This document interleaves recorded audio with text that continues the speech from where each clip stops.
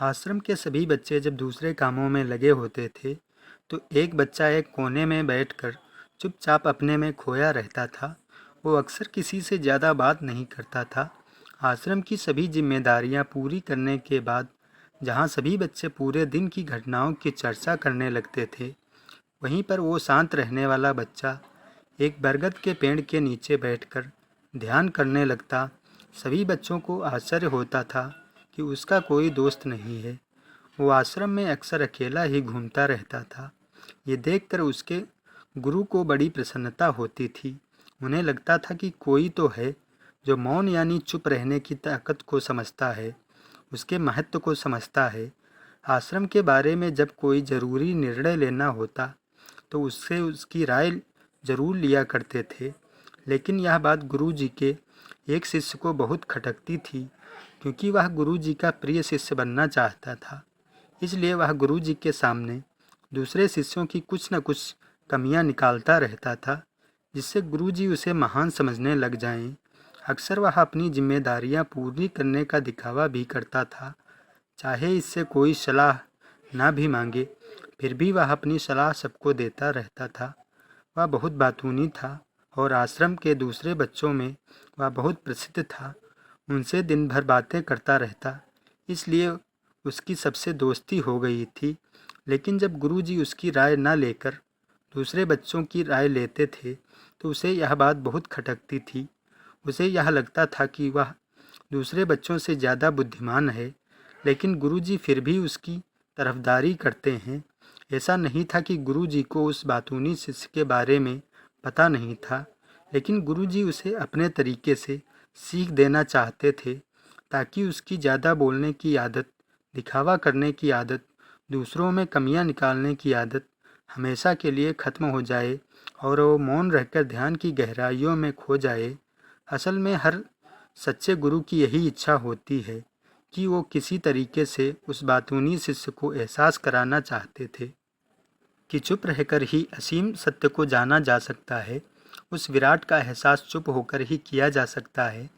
एक दिन गुरु जी को एक तरीका सूझा।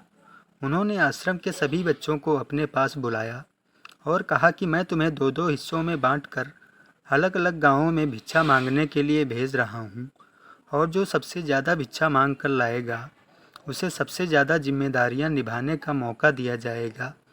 अपनी बात जारी रखते हुए गुरुजी ने कहा कि भिक्षा मांगने से हमारा अहंकार नष्ट होता है, इसलिए हर शिष्य पूरी मन से भिक्षा मांगे और कोई भी इस काम को औपचारिकता से ना ले, वरना तो वो अपने जीवन का बहुत बड़ा ज्ञान खो देंगे। आश्रम के गुरुजी ने जानबूझकर बातूनी शिष्य और चुप रहने वाले शिष्य की जोड़ी बना दी। बातूनी शिष्य के दिमाग में बस एक ही बात चल रही थी कि उसे इस बार मौका मिला है और वह इस बार दिखा देगा कि वह चुप रहने वाले शिष्य से कितना ज़्यादा प्रतिभावान है। दोनों शिष्यों ने आपस में अपनी सहमति से निर्णय लिया कि दोनों गांव के अलग अलग जगह से भिक्षा मांगना शुरू करेंगे। चुप रहने वाला शिष्य हर द्वार पर जाकर अपने हाथ जोड़कर अपना भिक्षा पात्र आगे कर देता। उसके चेहरे पर सादगी और आंखों में एकांत होता था, इसलिए उसे भिक्षा देने वाले उसे भिक्षा देकर अपने आप को अनुग्रहित समझते थे। वहीं पर दूसरा बातूनी शिष्य हर द्वार पर जाकर उनको कुछ न कुछ ज्ञान देने लगता था, जिससे ज़्यादातर लोग उसे बिना भिक्षा दिए ही लौटा देते थे। पूरे गांव में भिक्षा मांगने के बाद जब दोनों गांव के बीच में मिले तो बातूनी शिष्य ने देखा कि चुप रहने वाले शिष्य के पास उससे ज़्यादा भिक्षा थी। यह देखकर मन ही मन ठेस पहुंचा। लेकिन वे दोनों जब भिक्षा मांगकर आश्रम की तरफ जा रहे थे तब बातूनी शिष्य को एक चालाकी सूझी। उसने चुप रहने वाले शिष्य से कहा कि हमें भिक्षा एक ही थैले में डाल लेनी चाहिए। गुरुजी ने हम दोनों को एक साथ भिक्षा लाने को कहा था। चुप रहने वाले शिष्य ने बिना कुछ बोले अपनी सारी भिक्षा उसके थैले में डाल दी। बातूनी शिष्य मन ही मन बहुत खुश हो रहा था कि अब गुरुजी को पता ही नहीं चलेगा कि ज़्यादा भिक्षा किसने मांगी। उसे लग रहा था कि गुरुजी मुझे कम प्रतिभावान समझेंगे, इसलिए उसने यह तरकीब अपनाई थी। सभी शिष्यों के आने के बाद संध्या के समय जब सभी की भिक्षा ली गई तो इन दोनों शिष्यों की भिक्षा सबसे ज़्यादा निकली। गुरुजी ने इन दोनों का अभिवादन करते हुए आश्रम के सभी बच्चों के सामने उनकी पीठ थपथपाते हुए उन्हें मुबारकबाद दी और कहा कि मैं आश्रम का कार्यभार तुम दोनों को नहीं सौंप सकता। इससे आपसी मतभेद का खतरा रहता है। इसलिए तुम दोनों में जो ज़्यादा भिक्षा लेकर आया है उसे ही पूरी जिम्मेदारी सौंपी जाएगी। जब गुरुजी ने उन दोनों से पूछा कि तुम दोनों में से ज़्यादा भिक्षा मांगकर कौन लाया था, तो बाथूनी शिष्य ने कहा, गुरुजी मैं इससे दुगनी भिक्षा मांग कर लाया था, लेकिन मुझसे गलती हो गई कि मैं वो दोनों भिक्षा एक ही थैले में डाल दी।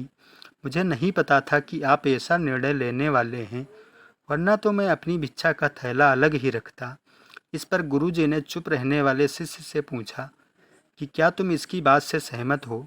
क्या तुम इससे कम भिक्षा लेकर आए थे? यह सुनकर चुप रहने वाला शिष्य ने कहा कि गुरुजी मेरे पास ऐसा कोई साधन नहीं है कि मैं यह साबित कर पाऊँ कि मैं इससे ज़्यादा भिक्षा लेकर आया था, और इसी ने मुझसे भिक्षा एक ही थैले में डालने की बात की थी। आश्रम से कुछ दूरी पर एक पहाड़ी थी। उसके पीछे सूरज अभी भी संध्या के समय ढल रहा था।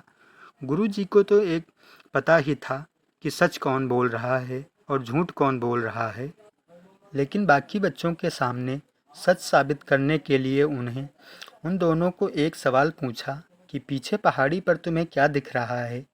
यह सुनकर वाचाल शिष्य झटपट बोल पड़ा कि गुरुजी पहाड़ी के पीछे सूरज अपना रंग बिखेर रहा है, आसमान में लालियाँ छाई हुई हैं, ये बहुत सुंदर दृश्य है।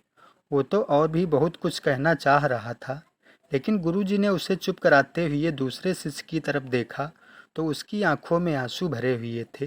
श्रद्धा, भक्ति और प्रेम से उसकी आंखें भर आई थी। गुरुजी उससे पूछते हैं कि ज़रूरत ही नहीं थी। गुरुजी सभी बच्चों को संबोधित करते हुए कहते हैं कि मैंने कहा था कि पहाड़ी के पीछे तुम्हें क्या दिख रहा है। ज़्यादातर लोगों को यही दिखेगा कि एक बहुत सुंदर दृश्य है, लेकिन मज़े की बात यह है कि सुंदरता को बोल कर नहीं बताई जा सकती, उसे महसूस किया जा सकता है, और सामने वाला उस सुंदरता को आपकी आंखों में देख सकता है। चुप रहने वाले शिष्य की तरफ इशारा करते हुए गुरुजी ने कहा, असल में सुंदरता इसी बच्चे ने देखी है। दूसरे बच्चे ने सुंदरता की सिर्फ उपव्याख्या की है, लेकिन इसने वास्तविकता में उस सुंदरता को महसूस किया है।